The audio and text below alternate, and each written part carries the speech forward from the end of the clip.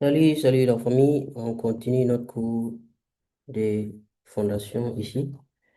Et nous allons un peu avancer pour espérer terminer le chapitre là très bientôt. Nous sommes toujours sur le chapitre des tassements, calcul des tassements des fondations. Donc aujourd'hui, on va faire des autres éléments. Ça, c'est tassement, hein, c'est pas règlement. Tassement lié à la consolidation secondaire. Voilà, c'est ce qu'on va faire aujourd'hui. Plus l'essai in situ, l'essai sur le terrain, le chargement, l'essai à la plaque.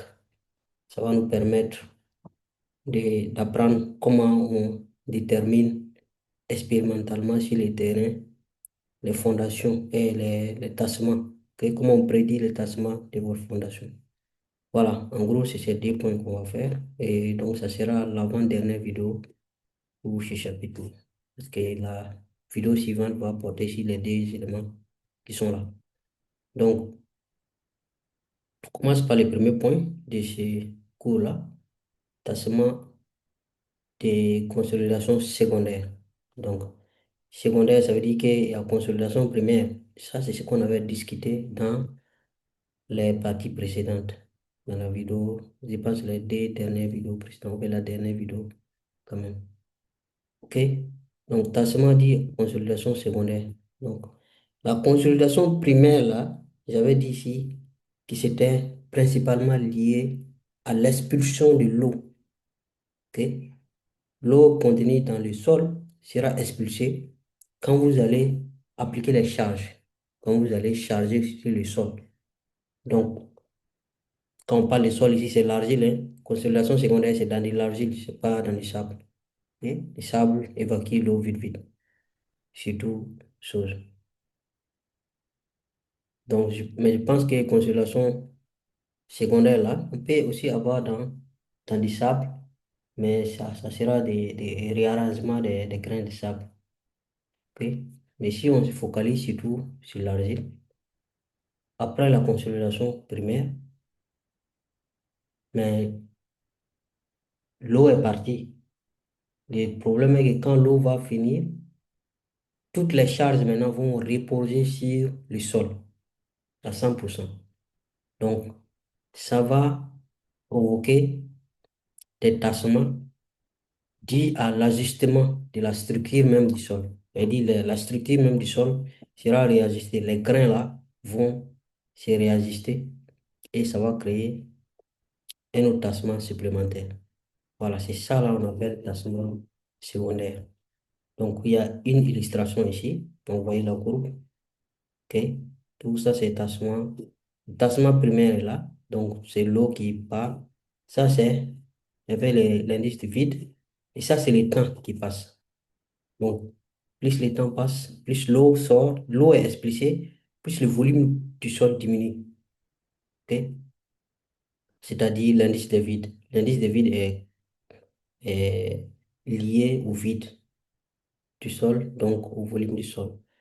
Donc, ça va arriver à un certain moment où l'eau dans le sol est complètement drainée, finie.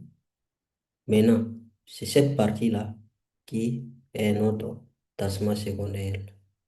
Voilà. Ce n'est plus lié à l'expulsion de l'eau, mais lié à l'arrangement des grains, la réajustement, pardon, des grains du sol. Donc, si on regarde la figure, on peut définir un indice. L'indice qu'on appelle compression secondaire, l'indice de compression secondaire. Et cet indice-là, c'est la formule comme ça. Hein. Voici la formule. Donc, delta E, donc c'est la variation de l'indice de vide. OK? Mais ça, c'est après, à la fin du tassement primaire, des consolidations primaires. Donc, vous ne pouvez pas venir faire ça ici, hein. Voilà, c'est à la fin. Donc, il y a possibilité de savoir combien de temps le tassement primaire va prendre. Tout ça là, c'est des rappels mécaniques du sol 1. Voilà. Ici, là, c'est vraiment chose. Je ne devais pas faire ça ici même. Et donc, et le delta là, et puis le log, parce que c'est l'échelle logarithmique, le temps 1, état D. tas D, temps 1 et tas D, temps D, pardon. Donc, le temps là, vous pouvez dire, OK, le temps 1, c'est la fin de la consolidation primaire. Le temps D là, vous pouvez maintenant dire, OK, 10 ans après la consolidation primaire, que 20 ans après la consolidation primaire. C'est ça qui sera votre TD là. Voilà. Donc là, vous faites, puis vous calculez, vous allez avoir la valeur de cet indice-là. OK. Donc, on l'appelle l'indice de compression secondaire. Et ça se change d'indice de vide. C'est pas trop de vide, d'indice de vide. Donc, T1 et TD, c'est des temps. Maintenant, l'ampleur de la consolidation, c'est-à-dire calculer les tassements même liés à la consolidation secondaire. Comment, c'est quelle formule qui vous donne ça? C'est cela. Voilà. La formule fait intervenir un C alpha prime. AC, vous pouvez tout aussi deviner que c'est l'épaisseur de la couche d'argile. Et C, voilà. Et le temps T, TD, T1. Donc, C prime alpha là, on l'obtient à partir de ce C prime, de ce C alpha là. OK? Vous voyez le C alpha qui est là, ou bien qui est là, c'est le même qui est là.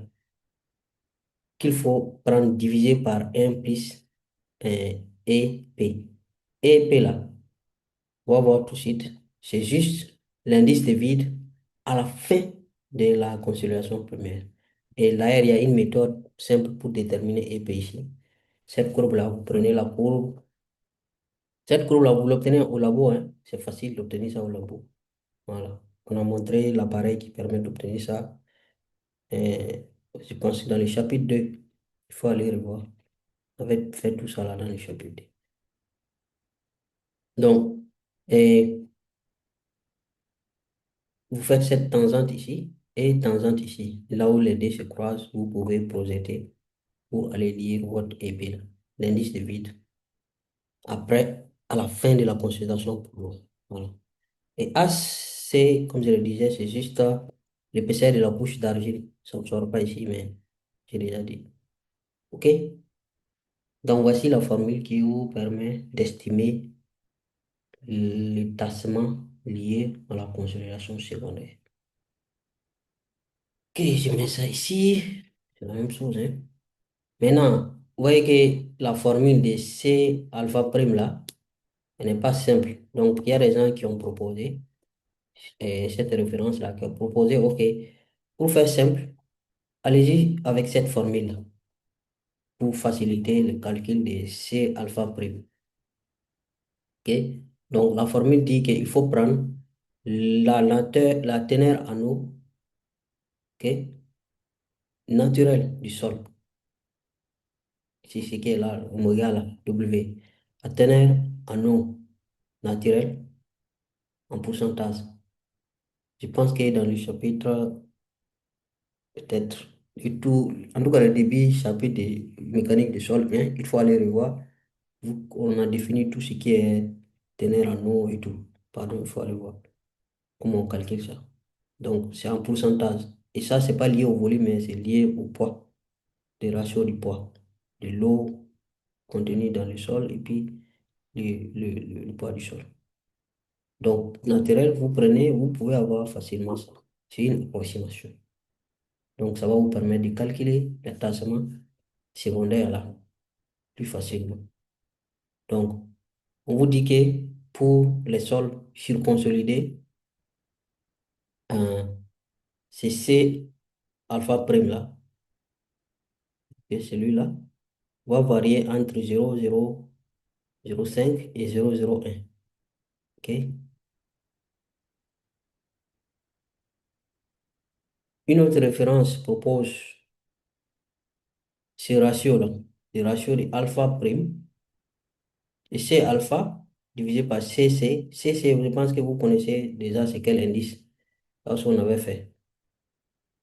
OK? CC, CA, CR, pardon. Indice de compression, indice de récompression. Tout ça là, on avait déjà parlé de ça dans le chapitre 2, non? Mais chapitre 1, je pense, il y a. Voilà. Donc, pour les argiles et les limons organiques, ces ratios-là, vous pouvez utiliser ces ratios, hein, ça va vous permettre facilement d'avoir aussi ces, ces, ces coefficients. Donc, pour les argiles et les limons organiques, voici une formule, euh, une valeur approximative. Pour les tourbes, voici une autre valeur approximative. Maintenant, on vous dit que le tassement, ça là, c'est pas règlement, hein, et c'est mal traduit. Le tassement de consolidation secondaire est plus important dans certains cas.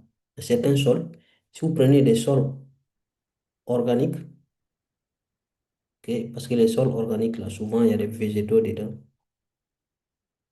Donc, ou bien aussi des sols qui ne sont pas organiques, mais qui sont hautement compressibles. Puisque les tassements secondaires, là, les consolidations secondaires, c'est surtout lié à, à la modification même de la structure du sol. Ou bien souvent même à l'écrasement des grains du sol. Voilà. OK, on part au deuxième point.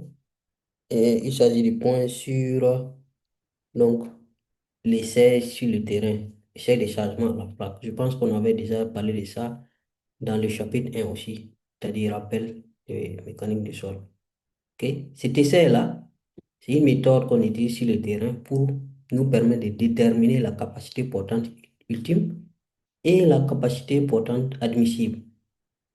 Ok. Ça va nous permettre de savoir aussi les tassements. D'accord? Donc, comment ça se passe? Il faut une plaque d'acier, une plaque, juste comme une plaque. Et la plaque là, il y a des dimensions standards. Souvent, vous avez des plaques circulaires, d'autres, souvent, c'est des plaques carrées. Circulaires là, vous avez des plaques, souvent des diamètres allant de 150 à 770 millimètres. Et l'épaisseur de la plaque est dans les 25 millimètres là, de 2,5 centimètres. Ok. Les plaques carrées, c'est 30,5, à peu près 30 centimètres. 30 fois 30. Donc voici un peu une illustration de comment les tests, comment faire les tests sur le terrain. Ok. Donc vous voyez le trou, vous créez le trou. La plaque dont on parle là, c'est ça, la plaque là comme ça. C'est une illustration, hein, c'est un dessin, une photo. Ok. Donc voici la plaque et il faut charger. Ça, c'est juste une poutre de réaction. Ok. Donc comment ça se passe pour faire l'essai? Il faut creuser une fosse, ok, un trou comme ça, une fosse. Maintenant, ce trou-là doit être au même niveau où profondeur du trou doit être à la même profondeur que la fondation, les fondations, les futures fondations. Et si vous allez faire vos fondations à une profondeur de 2 mètres, 1 mètre, peu importe, c'est que vous devez creuser jusqu'à une profondeur pareille, puis vous faites les tests. Maintenant, la largeur du trou là doit faire à peu près au moins 4 fois les dimensions de la plaque. Ok. Si on prend une plaque circulaire, c'est que ça doit être 4 fois le diamètre de la plaque. Si on prend une plaque carrée, ça doit être 4 fois le côté de la plaque. Minimum, vous pouvez aller au-delà. Ok. Donc ça, c'est la première chose. Donc, une fois que vous avez creusé, maintenant vous abaissez cet appareil-là avec la plaque en avant et vous allez maintenant euh, appliquer des charges au centre de la fosse du trou. Ok. Vous allez appliquer étape par étape.